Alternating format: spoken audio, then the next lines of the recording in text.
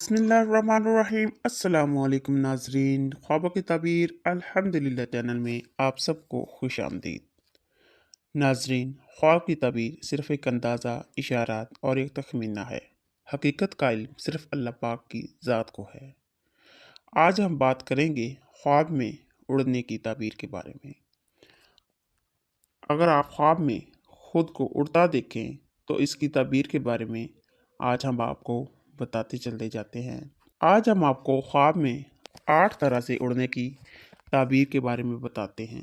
अगर आप ख्वाब में खुद को देखें कि उड़कर किसी दूसरी जगह जा रहे हैं तो इसकी ताबीर है।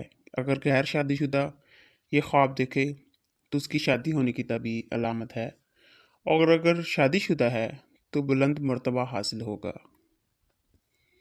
दूसरे नंबर पर, अगर ख्वाब में खुद को उड़ता देखे तो इसकी ताबीर है इज़्ज़त व बुजुर्गी पाएगा, दौलतमंदों में शामिल होगा, वबा और बला से लोग निजात पाएंगे या हाकिम जालिम से खलासी होगी।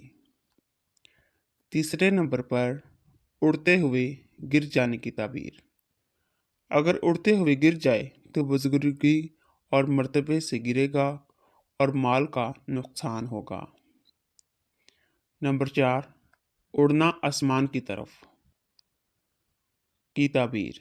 अगर देखें कि सीधा आसमान में ऊपर की तरफ ही जाता है तो ये नुकसान है और मौत की भी दलील है। लेकिन अगर आसमान में ही उड़ रहा है तो कामयाब सफ़र की अलामत है, गैब से मकसद हासिल होगा। उड़ना बगैर परों के देखना। अपनी हालत से फिरेगा, हालात बेहतर होंगे।